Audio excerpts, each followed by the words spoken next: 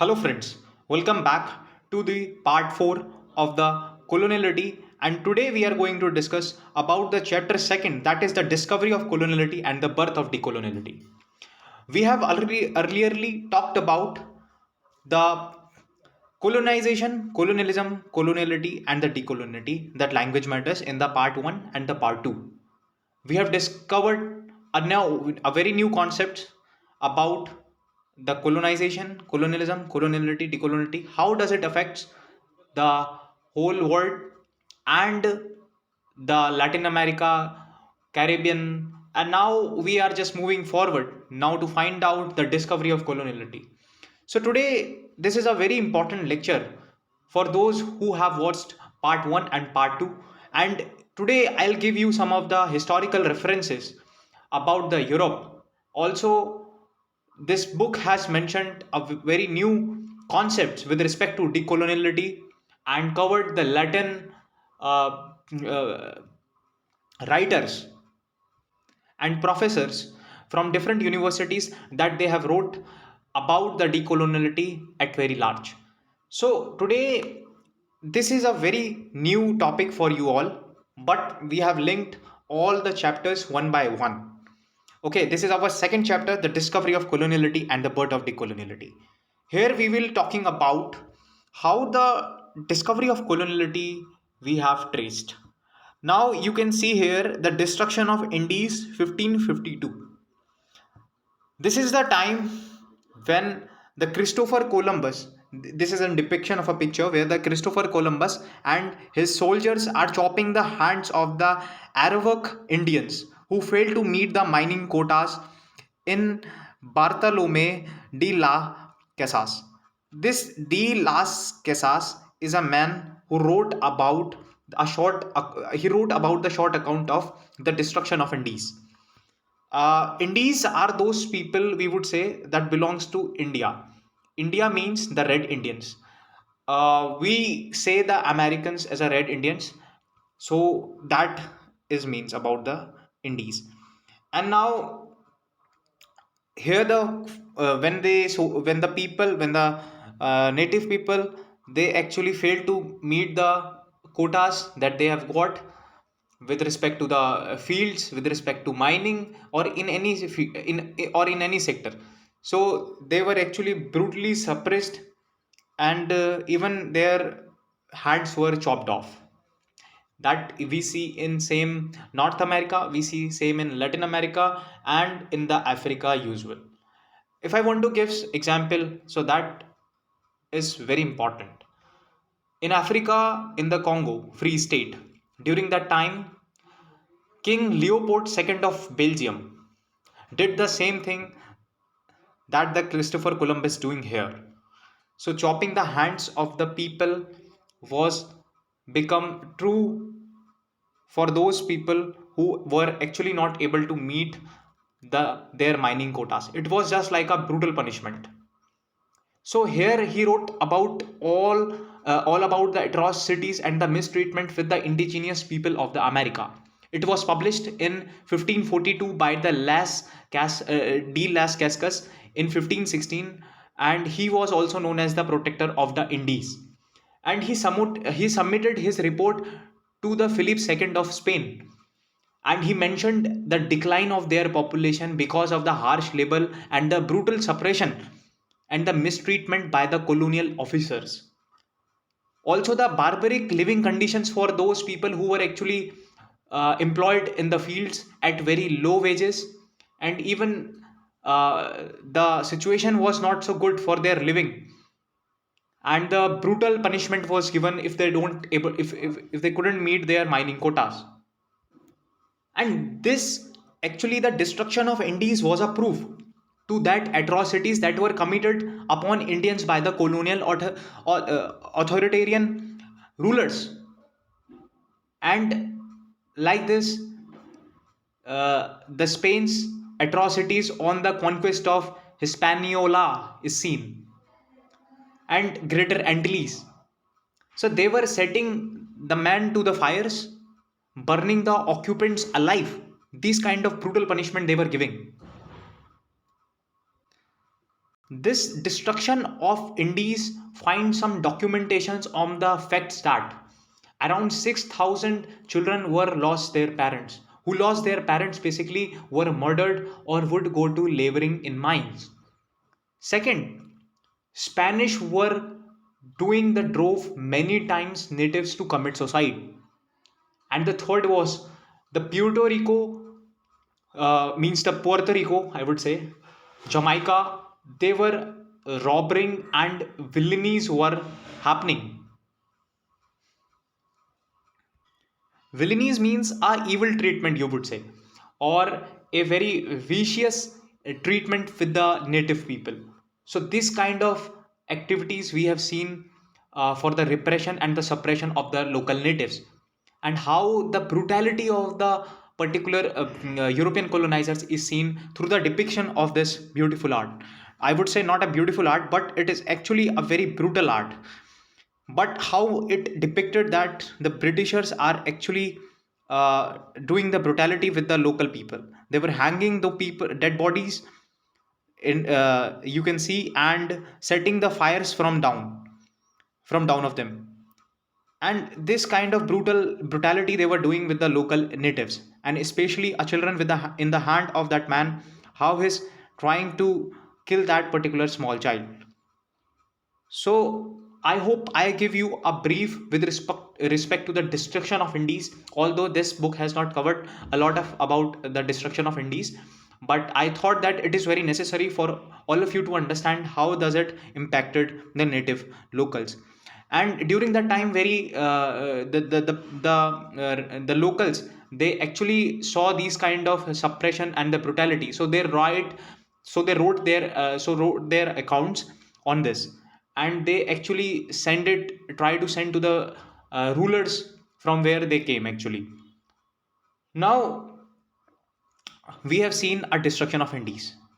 The second important thing that I want to tell in this lecture is today about the historical events.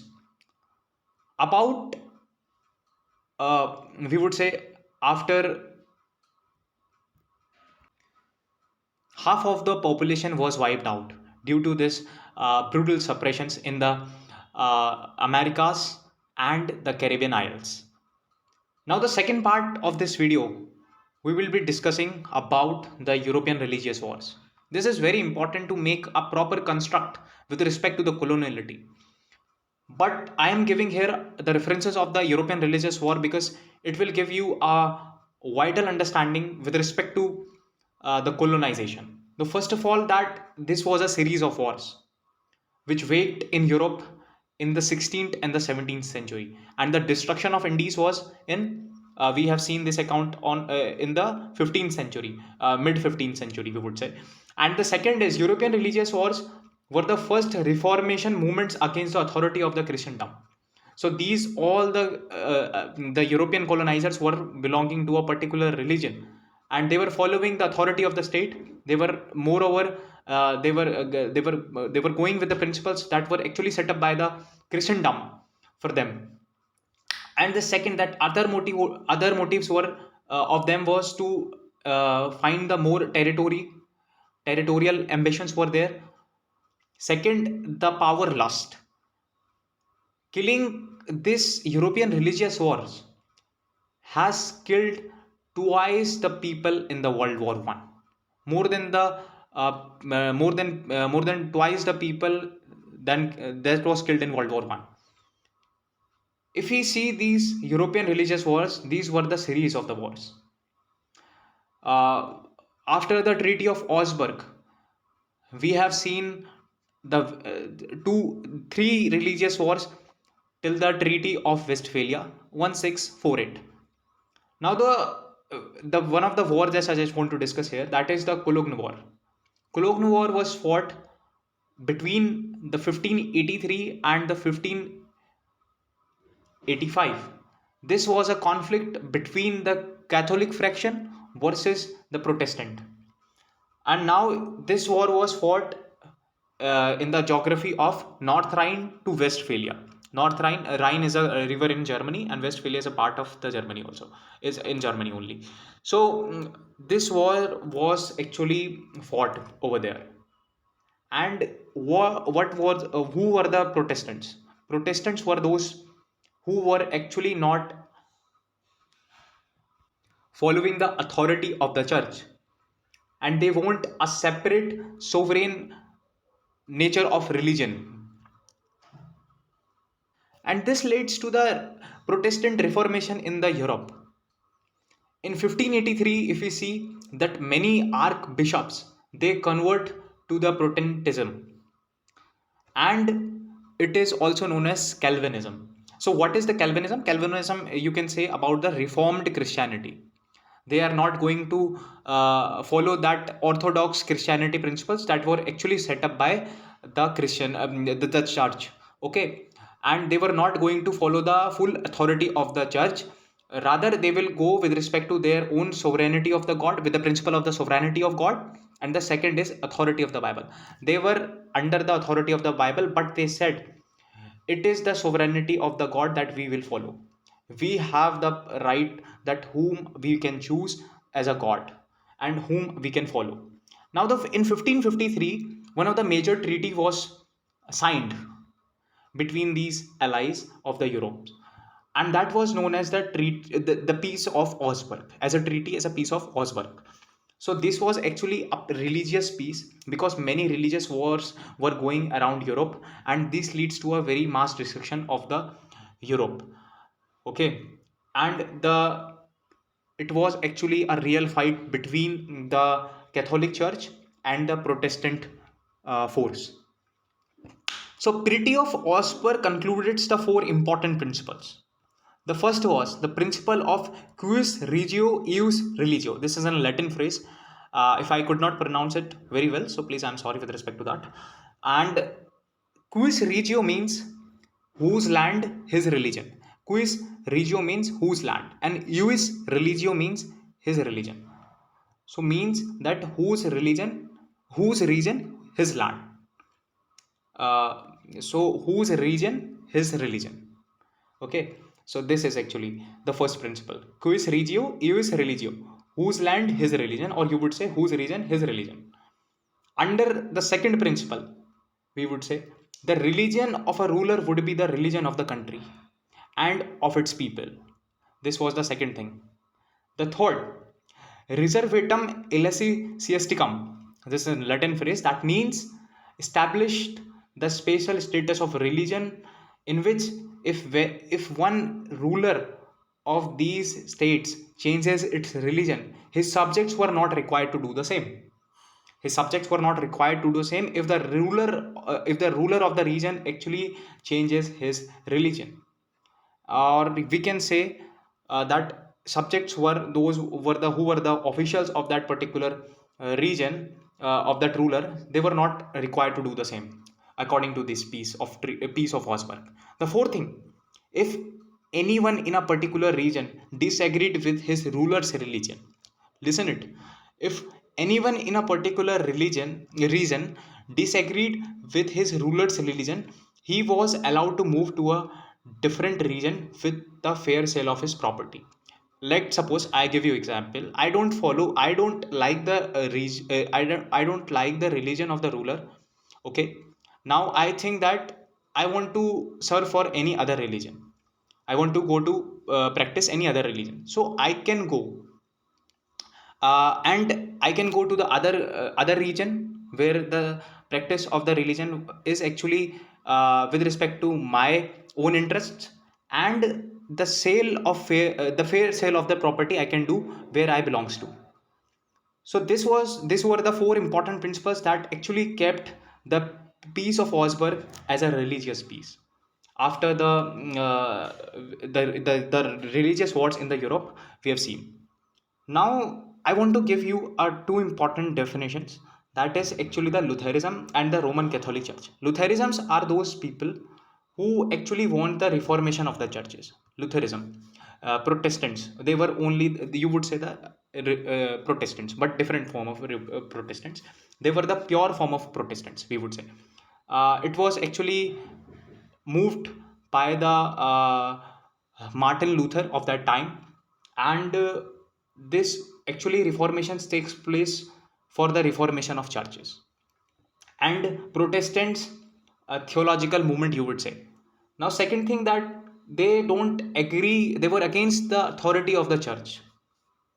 And both the Lutherans and the Roman Catholic Church, they were against of it. They were against. Okay. So nobody actually uh, assuming the full authority of the churches at that time, and that leads to the various religious wars in the Europe. By the end of 30 years war, I'll give you example. First of all, till 1555, we have covered Treaty of Augsburg, which gives peace, religious peace. After that, 1562 to 1598, French wars of religion we have seen.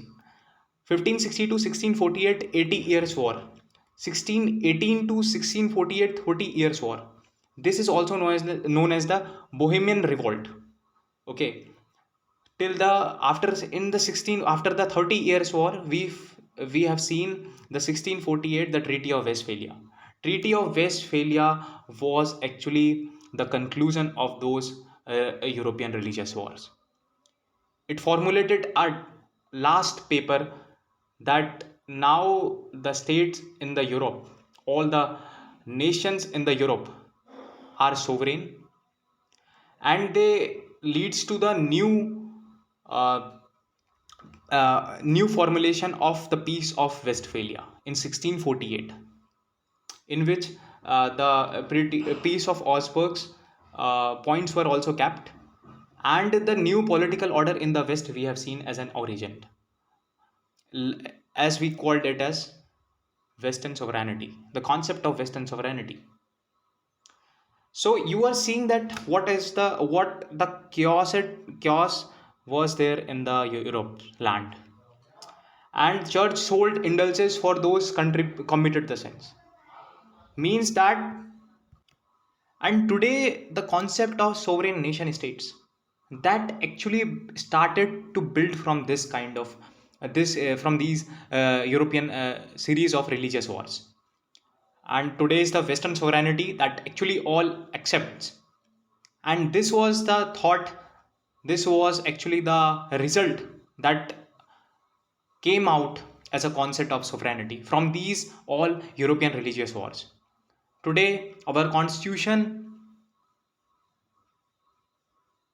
have all the words mostly that we have covered, we have taken it from the Europe, from their wars, from their renaissance, from their religious wars, whatever the conclusions that have been made it, what are most of the today's world's countries have taken from these wars and the religious wars, we would say. Now we have seen that how the Christianity was imposed to those all natives who were following their own indigenous cultural religious practices, and this leads to a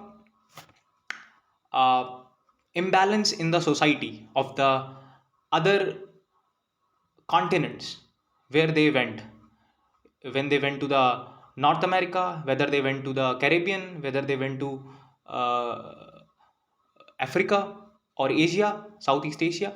So we would say that it has crept. This was actually a very havoc practices that was actually done by the Britishers, or we would say the English Europeans. In our previous lecture, we have talked about the religion reticent legacy. We have talked about the OET, but today I will define that particular aspect. What is OET? And they have formed the racial foundation. And from the previous lecture, where uh, we were the last at OET and the racial foundation. Today we will cover these two important aspects and try to understand how the OET and racial foundation actually created a fault line in the native society, and it was created consciously. Okay, so this need to be understand. Now we are moving back to our book, and this is the chart. I'll explain later. This in particular way that how European actually colonized Africa. But I'll give you this because as an example, okay, so that you would be understanding it with respect to the coloniality. And the destruction of India shows the discovery of coloniality. It was the true demarcation that how coloniality actually entrenched in the colonized society.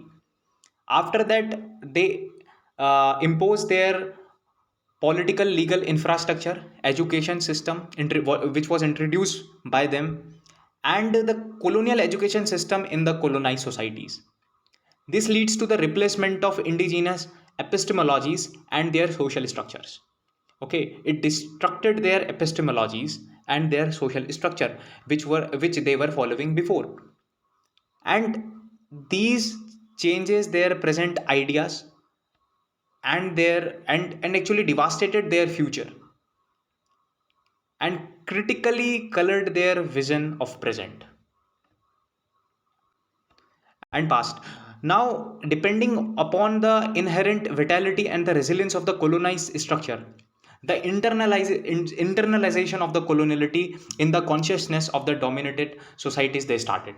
Now, what is the internalization of coloniality? This is very important because to understand that, it means first of all you are actually entrenched with that particular society. You have entrenched your ideas into that society, and now uh, you are actually holding command over the political Lego framework that they laid out. We all were moving in that path that was introduced initially by them. So, this is to understand that coloniality, how they internalize it, try to internalize it. I will tell you this more precisely in the Eurocentrism when I will talk it about. Okay, so this was becoming true. Now, when the quest for the political independence started, they accepted European worldview. Okay, because they have internalization of coloniality was actually done. Now it was actually the worldview that everyone was thinking of, and as well as they have distorted the cultural front. Now European culture is being taking a good place in that particular society and becoming a part of that. So independence as an agency, it was seems to them, but it was actually a visionless independence. We would say the consciousness whole was in the hand of the colonial masters, and now they designed a very ruthless top to bottom imposition of of their framework. Whether is it language, whether is it their texts, whether is it is their methodologies, whatever they did. And whatever they did, I mean that they institutionalized their own frameworks with respect to education, with respect to their own superiority, race, and the divisions actually took place, and this was actually designed on the basis of rationalization. I have talked about the Max Weber rationality in my previous lecture, in which I told you that how they control the organization. They have different methodologies to control the society, economy, institution, and they have the certain specific goals and objectives that can be carried out from any kind of corruptive malpractices. As a consequences, it leads to dehumanization of one group. Okay, and the iron cage of rationalization, when I talked about, it means that independence is being restricted in the decision. You cannot have your own decision. Your independence is restricted in the iron cage of rationalization. So top to down imposition of these particular ideas to civilize one native society, and they come with these kind of thoughts.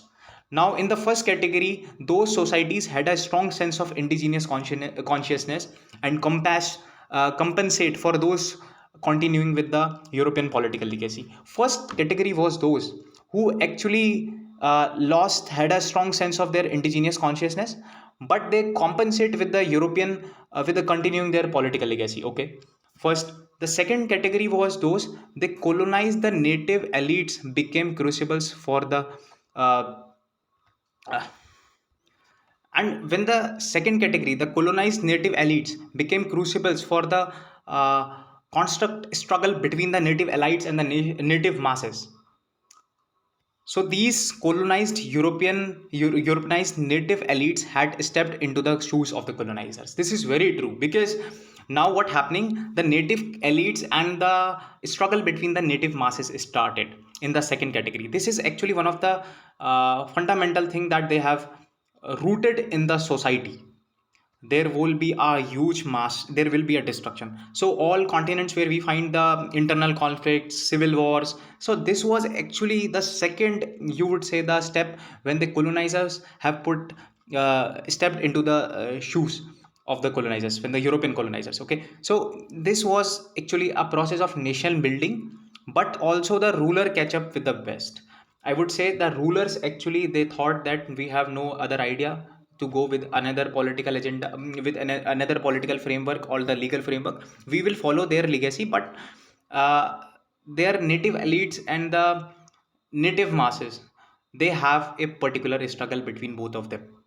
Okay, so that's why they can't remain, we would say, in peace, and the particular civil war were taking in those places.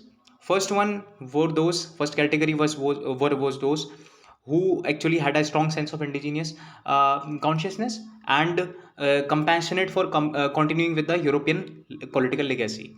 I've talked about the second also. Now these, although the colonialism ended, now we understand that colonialism after some period of time it ended, but the Western imperialism, when the colonialism ended, the Western imperialism came out as a big giant, more bigger than the colonialism.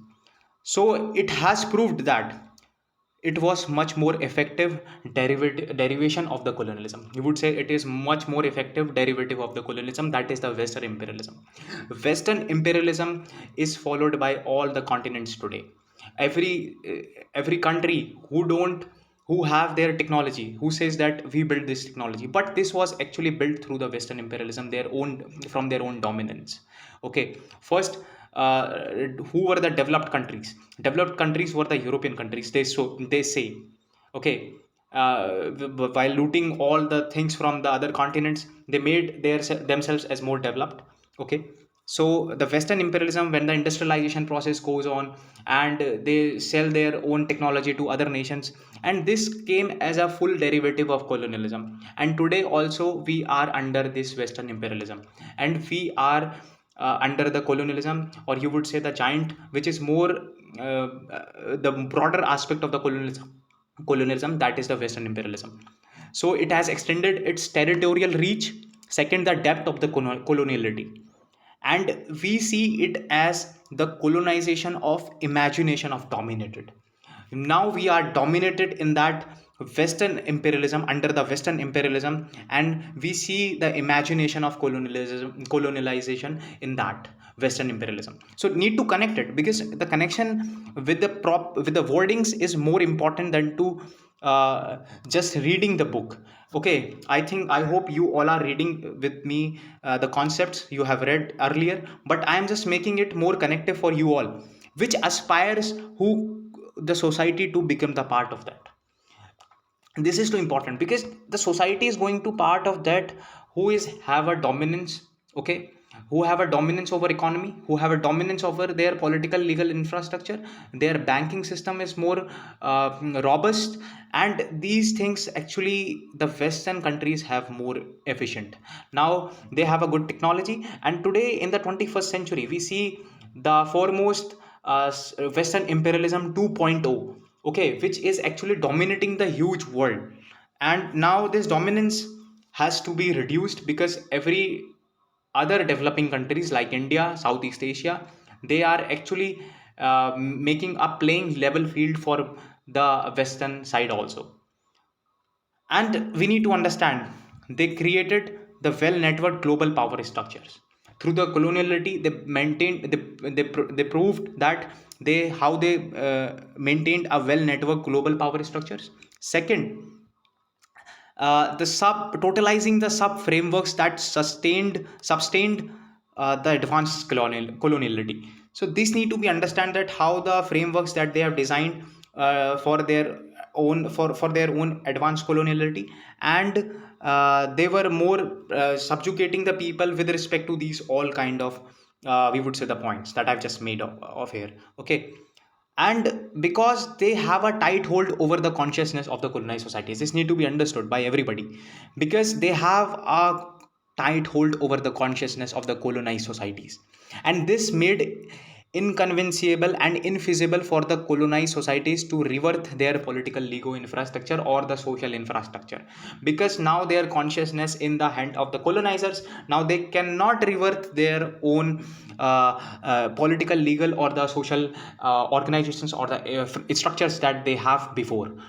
So this is need to be understand by all the people who actually reading this book, and I have given a lot of new examples for you all, and sorry, you might connect all those examples with respect to the coloniality.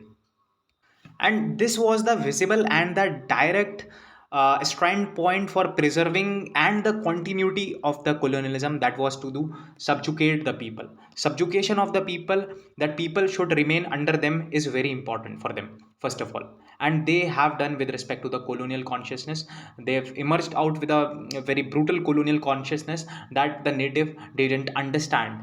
Today most of the people who are facing the problems with respect to the ideas of the colonialism, they just need to read much more about the colonialism, because it has its deepest root with respect to the consciousness, oet, rationality and modernity. So these actually aspects, alienation, instrumental rationality, iron cage of rationalization, so these actually makes how the particular society is being subjugated, and that is actually a systematic dehumanization of one group.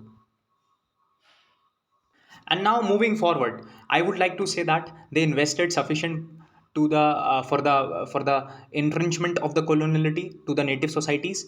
Like they built their superstructure of the political, from the political religion, knowledge, legal system of colonization, how to colonize a society with the help of legal system. They actually formulated their own framework. Okay, so these were the major aspects and the domains how they particularly invested in the upliftment of their own, but the subjugation of the native.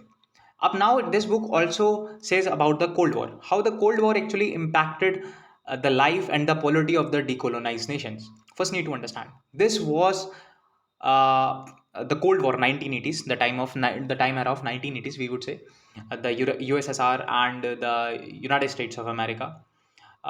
This was struggling with the Cold War. These both the nations were in the Cold War, and this actually impacted lot to the decolonized nations who were actually becoming decolonized after the coloniality. And we have seen they were caught in the crossfire between the superpower who sought to dominate the world.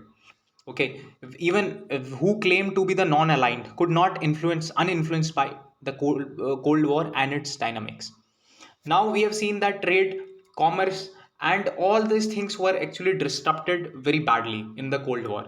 Okay, and we have seen there was no economic activities in the Atlantic Ocean or in the Pacific Ocean. We have seen, so this caused a lot of trouble for those societies, for those nations, for those independent countries who actually who are actually in the race of becoming decolonized after the shocks of the colonization.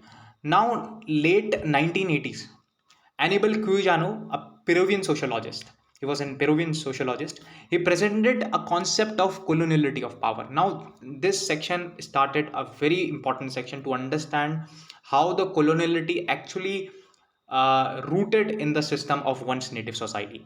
So here we will talking all about the Latin American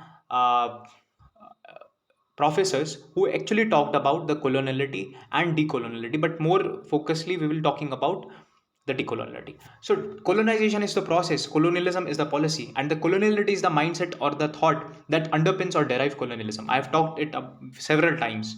Now, according to Cuiano, what Cuiano says is totalizing the thought behind the colonialism, which monopolizes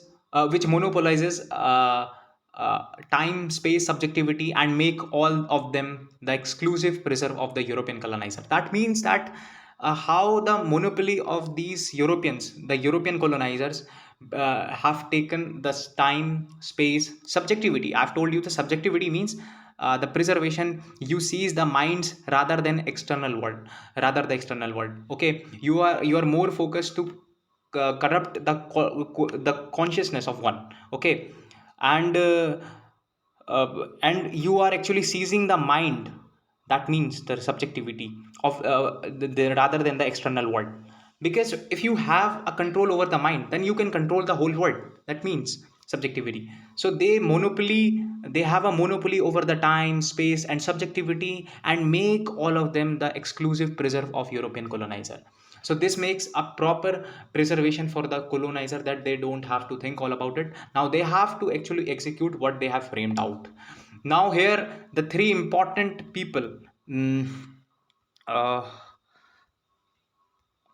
these were the uh, first of all, the Sylvia Winter. Sylvia Winter, she is an Jamaican novelist, and she wrote more about the decoloniality. The second is Walter de Mingolo. Walter de Mingolo, he was an Argentinian simultaneous of one person who actually who actually do the study of the sign.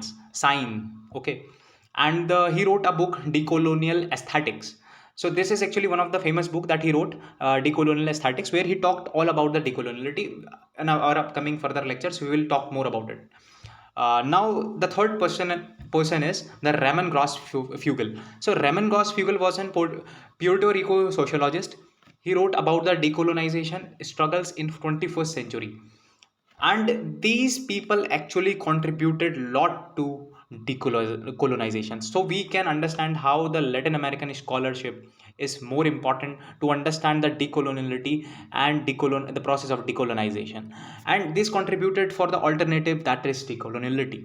Surprisingly, we find that our society, our Asian society, most of our we didn't think of the decoloniality. Okay, because our mindset is such like that, it's going on, and we don't need to understand our problems that actually arose in the society.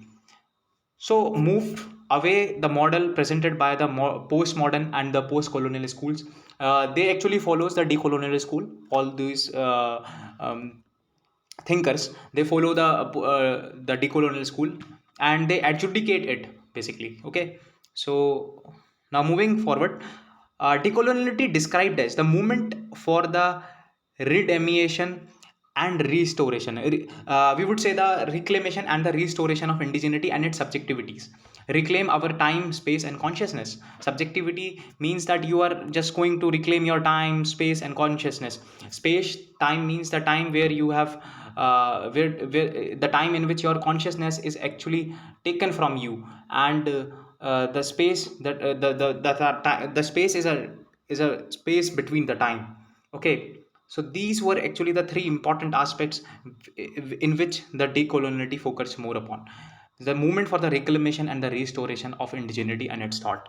Okay, so to reclaim its restoration, its indigeneity is more important aspect in the decoloniality. In better words, it could be says that the existence of the omnipresent coloniality and constantly shrinking space for indigeneity meant at that same point.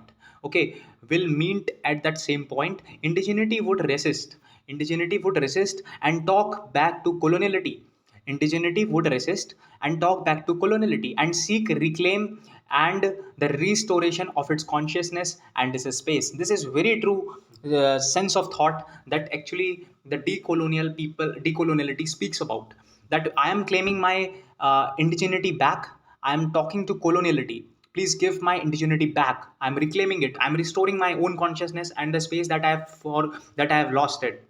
So decoloniality talks about all those things, and after the decades of decolonialization, the native find their voice and speak language of their decoloniality.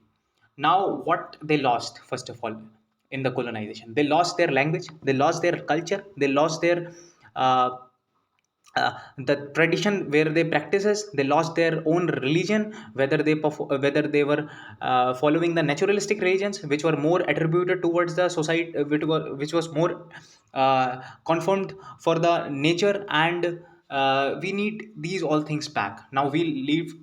Now we want to regain our consciousness. So Cuiano, he says about the Annibal Cuiano. He primarily focus was the colonial character of the European colonial power. His primarily focus was upon the colonial character of the European colonial power. So he says that the race was the central to the European coloniality. I have talked many times that race consciousness was the central part of the European coloniality, and the second, that inextricable link between the European Western coloniality and the modernity rationality. Modernity rationality, I have talked many times, but I'll give you more various examples with respect to these both things. But they make a link between the Western European coloniality and modernity rationality, where these three things, inextricable link between the European modern coloniality and the rationality, when these two things meet, so then actually you will say that European power is in the highest hand. And his diagnosis was that race consciousness and introduction of cultural complex. I've told about the cultural complexes. Cultural coloniality, I've talked in my first lecture. If you haven't watched it, go and watch it. Cultural complex of the modernity rationality. This leads to a proper twin pillar for the European colonial power, and to adjudicate its own values that were actually the corruptive values, I would say. And shows the brutalness of the European coloniality. He identified the relationship between the European colonizers and the colonized societies of the Latin America. He direct the political socio-cultural domination. He says that we have seen our political, social, and the cultural is to be dominated, and is called popularly as the Euro-centered colonialism. Now, I will give you a proper example of the Euro-centered colonialism. Please wait a minute. First, what is Eurocentrism? Eurocentrism is a superstructure that seeks to impose European consciousness onto other people's consciousness. Okay, you are imposing your consciousness onto the other people's consciousness. So it means you are doing that is actually the superstructure of the Eurocentrism. The second, was an pervasive ideology. And why it was an pervasive ideology? First, need to understand it attempt to erase or eradicate the histories of the people, culture of the people, the traditional knowledge of the people. They have the ancient knowledge. It actually, Eurocentrism try to curve that traditional knowledge, erase or to eradicate that traditional knowledge. And how important the traditional knowledge is, very important for one society, for one indigenous society. The third is the racial inferiority that they did.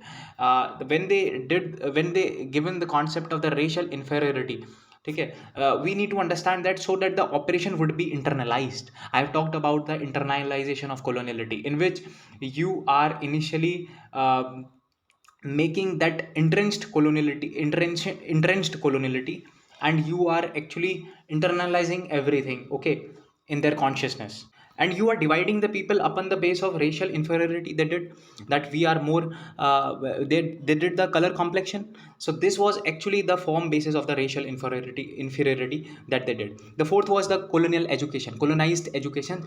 Basically, it affects the both colonizer and the colonized. First of all, it influenced the worldview. Second, identity. It actually lost one's indigenous identity. Second, it lost one's self-esteem. Self-esteem means the dignity of one's culture, one's knowledge, one's history. And actually, this colonized education leads to the whole destruction of the society, once indigenous society. Okay, you are imposing your own education. It means that you are going to remove all those thoughts of the natives that they have, they are practicing from the previous time in the ancient past, from till now. And now you are just making a one blow to go and to eradicate all those ideas that they were following. And the fourth was the physical and the mental well-being of the one native society. So this is too very important about the Eurocentrism, how this superstructure seeks to impose an European consciousness to the other people's consciousness, onto other people's consciousness, basically. So this was actually a very brutal structure that they made it for the colonized societies, and how they impose these kind of thought process to eradicate one's native society's consciousness.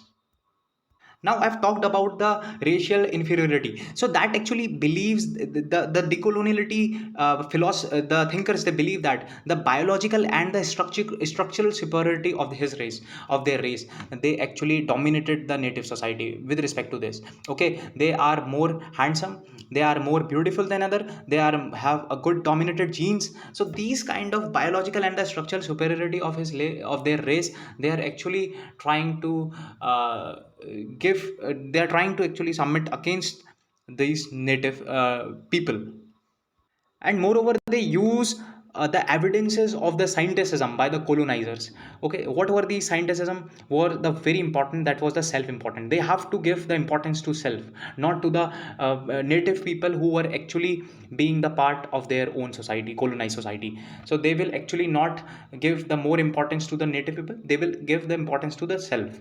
The second is the worldview was legitimized as being objective, scientific, and the rational. Three things that was actually they, and fourth thing was the natural. So they were actually legitimized these three things, that four things, that was the objective, the scientific, rational, and the natural. So these will order to justify the discrimination, where these three things, objectification, scienticism, and the rationality comes. I said you that it will actually leads to the discrimination in the society. And these were actually the pillars that they build to actually colonize one's consciousness of the native society on. And they use all these by their own stereotypes, they made it. So stereotyping their own thought with respect to the native society, and colonializing their consciousness with all these huge pillars that they built and stand upon. So these actually hijacked the society's consciousness, I would say. So are you understanding how brutal repression was done with respect to the natives societies? And therefore we see a tragic movements that were taken place in the whole world. And also this led to the racial inferiority, I have talked about it, and the race based stratification of the colonized population across the world. This is very important. This book has mentioned clearly that race based stratification of the colonized population across the world they did, not only in one continent, in every continent where they go, they did the same race based stratification. You are black, we are white. You are red Indian, we are white. We are more you are more we are more inferior than you. So these kind of stratification they did on the base of racial discrimination, we would say. And example, USA, Africa, Latin America, Asia. So these kind of things they did. And now we are moving to one of the very important topic, that is the pseudo scientific racial theories. What were those pseudo scientific racial theories? Colonizers subtly captured dominant groups by elite from the colonized society into the colonial power. They try firstly to control the elite groups of the colonized society. They, if they will able to control the elite now, so they will able to control the whole the population. So they control the elite one, their one first important thing. And secondly, structure to gradually wean away from the rest of their people and line. This create a fissures in the social structures of the native society. I would say the fissures in the social structures, this please understand it. They try to create a line of breakage and sketching a fault line in the society with respect to the race. And this leads to the pseudoscientific racial theories, which was actually uplifted by them and teaching them the way of European culture. You are teaching the European culture and you are culminating one people into the European culture. It means that you are actually putting all the consciousness of colonialism, you are putting the whole consciousness of the European culture into that particular native one. So elites of the colonized native societies they did first, and the beaming of the cultural part of the complex. So they actually make it as a cultural complexism. Now you are thinking that cultural complex is simply a culture just changing one's consciousness of the culture to the other one. No, but it is actually the proper thing to include the racial discrimination, racial complexism with respect to the cultural complex. So we are saying the cultural complex that includes both the things, racial complexism as well as the cultural complexism. Once consciousness to be changed, so you have to do the cultural complexism, and they are actually formulating the European culture with respect to all those things. Now the weaponization of the time is being done. Now weaponization of the time means that they are using the time as a weapon, they are using the time as an armory. The idea of reason inculcates by the European colonizers, the Western imperialists negate and denies the histories and lived the experiences of entire civilizations and from moment of their arrival. Now that's why they are actually living in the histories and histories and histories. They are creating the histories and histories and histories with the help of these kind of brutal repressions and the concepts that they build upon themselves with the help of rationality, modernity, and Western imperialism actually blanketized all those things. And Western imperialism actually denies it from the histories. They don't say that we haven't done anything, but we need to understand that whether they deny or accept. But whatever the facts that we have, upon that we are just talking. Okay. And someone asks to them, if someone questions to them, then they talk about all those things with them. Okay. And they give birth to the process of cultural colonization, or the phenomena of the state of mind is known as cultural coloniality. I've talked about the cultural coloniality, that they have actually dominated the culture through one arts, literature, one's language, one's traditional knowledge, practices, that they were doing in the ancient past. So these were actually wholly culturally colonized of the natives population, and this affects the mental constitution of the colonized society and reorients the entire worldview to bring it in line with eliminating the indigenous worldview. Now, here the indigenous worldview is eliminating step by step, and this is actually going with the coloniality. Okay, this is actually being going with the coloniality. So these all the things that we are talking all about, yeah, these all things were actually kept by the decolonial experts and the professors who actually studied the coloniality in a very vast way, in the very depth they studied. After that they put all these kind of concepts that we are just trying to understand, and they have done a brutal acculturation means assimilating to different culture. You are actually trying to we would say the forcible conversion of one to the different culture, that is known as acculturation. So they were acculturating one's indigenous society to the European mold, or you would say the European culture. So this leads to a destruction and the mental destruction of the colonized society, and this affects to introduction of the modernity rationality complexes. Now here the modernity and the rationality complex actually comes into the effect, and into the culture of colonized society entirely native worldviews actually got changed, eradicated, and now their whole perception of their own knowledge, of their own practice and the tradition and the religion they follow, the literature they have, the art they have, the culture they have, so that actually got fully eradicated by all these modernity and the rationality complexes. Now they are actually turned purely in the European mold, especially their ontological, theological, and epistemological systems. Now, I will talk about these three things. Before moving to OET, I will give you one example, like black on black crime. This is actually a example I am giving with respect to the racial stratification, and this actually one of the very important example that is all this discussed in the European universities, who actually majorly they discussed by discussed by the black uh, protectors and the black rightists. So, when a white person commits a crime against another person, it's just called a crime, and race isn't a factor, and that's intentional. So, this is true important that when actually a white person commits a crime against a white person, it's just a crime. But when actually the black commits a crime, when actually a black commits a crime against a black, it get cancelled out, and the mind of a white present commander. So what he's saying, what this actually para saying about? This was actually published in the Chicago Daily Defender in the March 1968. The violence of the black man stabbing the black man, mugging black man, stomping the black man, raping black women, black on black, and a black crime against a black gets cancelled out in the mind of a white and present commander. So what this actually saying about, when actually a white commits a crime against a white, this means it's just a crime. But when actually they will get a fair trial. But when actually the black commits a crime against a black, it's just not a crime and it gets cancelled out. They will not get a proper fair trial, and they were actually subjugated through their racial stratification. So this means the black on black crime. This is actually one of the very important example to understand that this term was originated during the race riots in the USA late 1960s. The earliest record I can find out of it in print is this, the piece of Chicago Daily Defender. So I think you got how the racial stratification was done.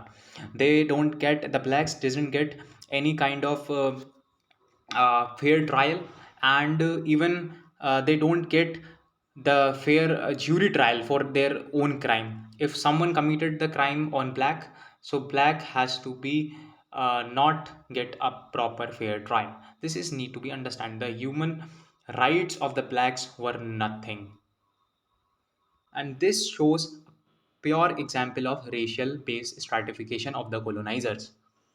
And how does it change the worldviews? And the enslavery of the blacks in the Europe was so common, and they were enslaved of the white men. Okay, so they have to take the white man's burden also. So that was actually a true thing that need to understood. Now moving further, we will be talking about the OET, ontological, theological, and the epistemological systems that they made.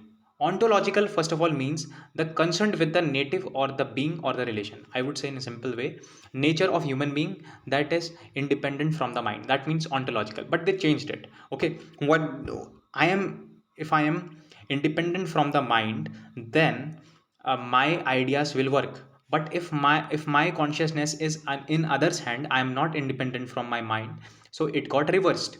So but the colonizer used this as an opportunity. I would say this colonizer used it as an opportunity and hijacked the independent minds of the native society. Okay, so ontological system where the the true hijack of the minds were done.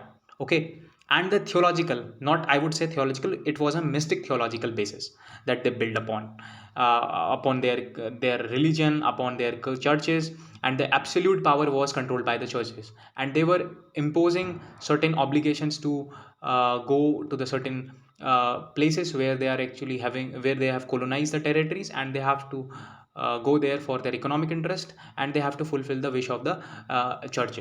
Okay, so theological, I would not say that it is the mystic theological, not the realistic theological.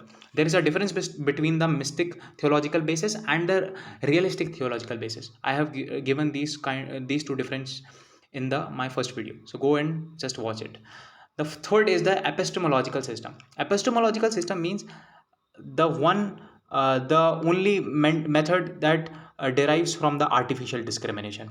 Okay, theory of a mental that derives from the artificial discrimination, I would say, because here the discrimination was based upon the artificially they discriminated the people. They come with the certain theories like the racial stratification. Okay, and they discriminate on the base of the race, caste, the race and the caste also.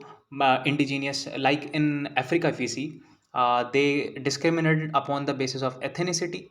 This would be the artificial discrimination, comes under the artificial discriminations. So they actually evolved this kind of system and the methods of the artificial discrimination upon the epistemological way.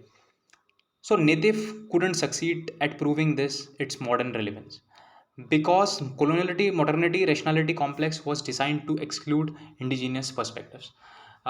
These were actually designed. Okay, these three systems OET were designed to exclude indigenous perspectives. Now their consciousness is gone. Now they don't have any command over their own thoughts. They don't have any command over their own persona. Now the indigenous perspectives is eradicated, you would say, okay, by these systems and the concepts they brought up with. Now, according to Cujano, Annibal Cujano, what he says, the true genesis of the European colonizer lay not in brutal economic and the political repression of the native, but projecting them as a colonial aspiration. Okay, yeah, definitely. They actually projected themselves as a colonial aspirational ideal. Okay, the colonizers present themselves as the aspirational ideals, I would say. And the blanket conception is the idea by the dominant native elites. Who were the dominant native elites?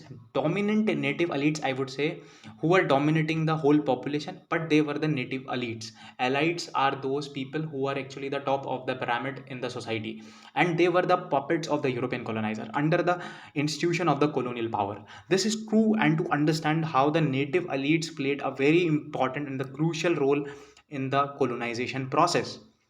And first of all, the European colonizer, they actually alienated the mind and the consciousness of the native elites. The loss of sense of environment of the native elites leads to the misconception arises in the society. Okay, and after that, in many continents we see this religious war, civil wars, destruction in the nation, internal conflicts between the groups, ethnicity. This we see large in the African continent. Okay, so I will talk in some lectures I'll make for the Africa, so where I'll talk that about African conflicts, how does they emerged, and what is actually the colonizers role over there. I'll made those lectures in a Hindi for you all.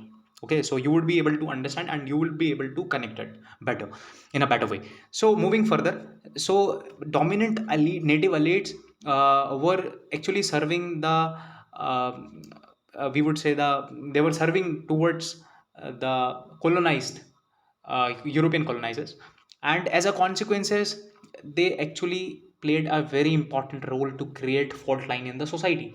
They created the fault line in the society. Actually, if the fault line somewhere existed, so they deepened that fault line. How? The arrival prior to arrival of the European colonizers, the active co-option of elites in dominating power structure.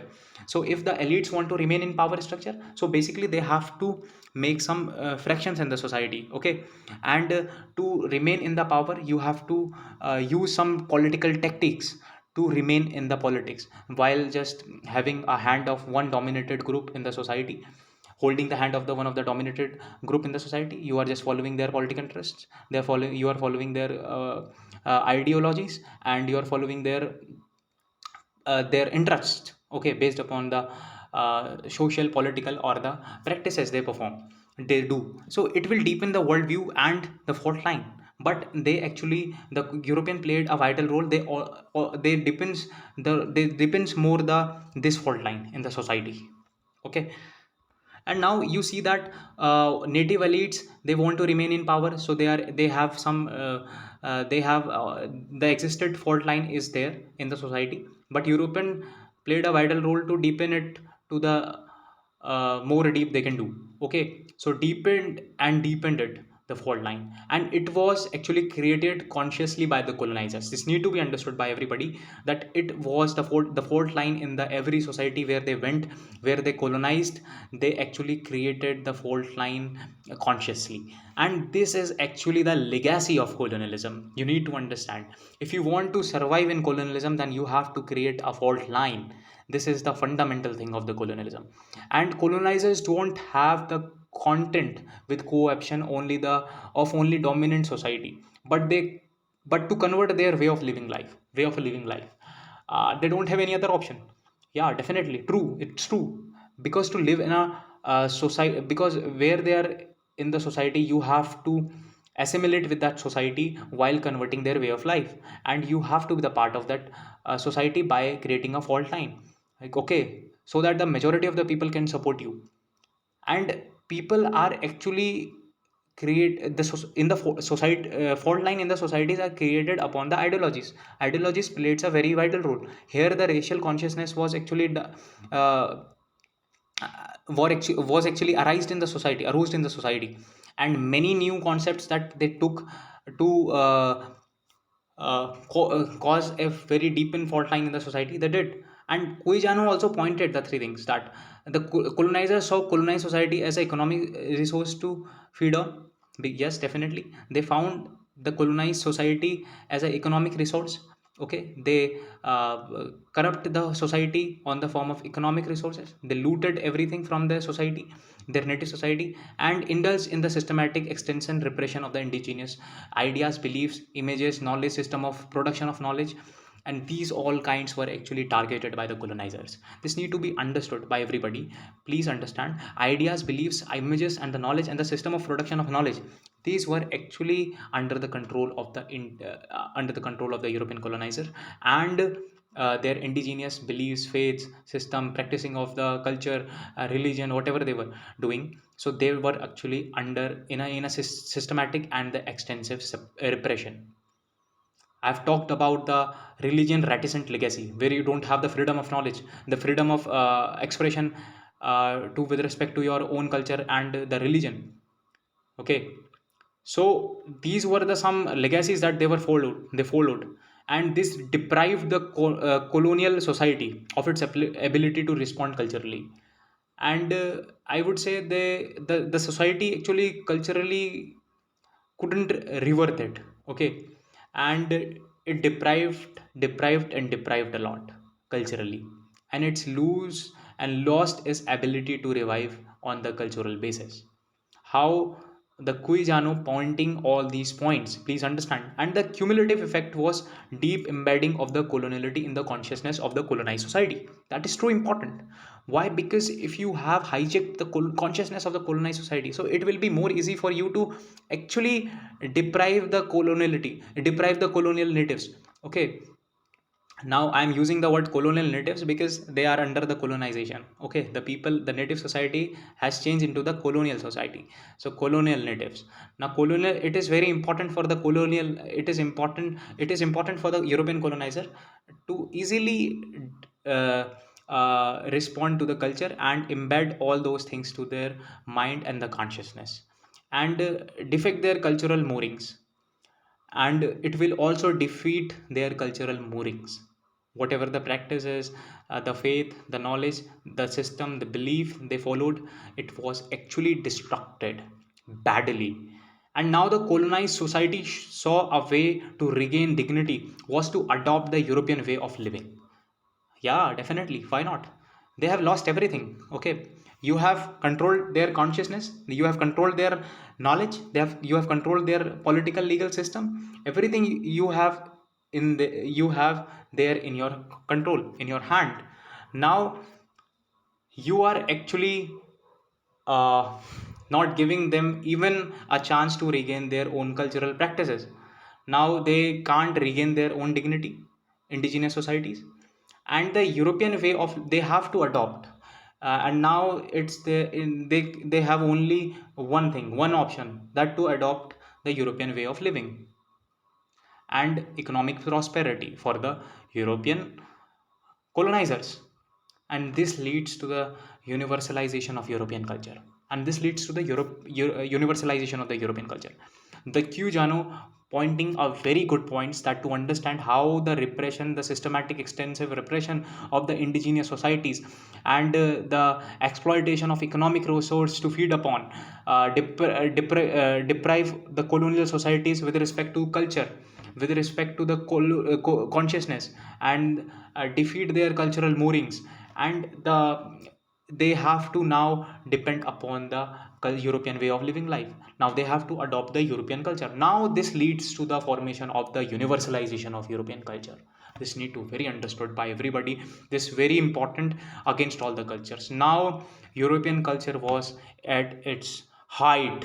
You have universalized the European culture, and this leads to introduction of the modernity, rationality complex, and was the creation of universal standards such as morals, religion, knowledge, ethics, language, scientific temper, political organizations, social organizations, and the legal organizations, nationhood, individual rights, cultural and civilization. So they defined all these things. European colonizers defined all these things. and they formulated some universal standards. And if we see the individual rights, cultural and civilizational rights, so these come after a long period of wars and the problems in the Europe, and leads to the various revolution and the renaissance of the France. So France, after that it came all these things, but first of all they actually changed they made it some of the universal standards, okay, of their own culture, European culture, that was actually standing upon their own religion, knowledge, ethics, language, scientific temper, what they build upon, the social ego structures they build upon organizations. So this was actually standing upon all those things. Now this complex did not die with decolonization but remains alive. Why it remains alive? This is very important question. Because you have captured the consciousness of one society, you have paralyzed one society culturally, you have a hold grip upon the ideas, belief, knowledge, and over the cultural aspects, and you have a very hold grip over the economic resources also. So this leads to handicap the society, one's native society. And that's why decolonization cannot play for its height, for its full length we would say. And these complexes didn't die and remains alive or alive and for several years. And today also that we are seeing this as a representation of the Western imperialism 2.0. And the coloniality and modernity, these go hands in hand. Coloniality is alive despite of its outward proclamation of open-mindedness, dialogues, diversity. We are talking all about the open-mindedness, diversity, dialogue, but that is still alive, but in the form of colonial way. Okay, you are not actually you are not expressing your views, your traditional views, your own culture, your own knowledge, your own traditional practices that you were doing. But with the open mindedness you are showing, you are dialoguing, you have a wide diversity, but you are not just indulging as before you were, you're not showing as you were before. Okay, when you don't have these all effects, why are you mixing these all the things with the European culture? If you want to think openly, then you will talk about your culture only. Why you are talking about this?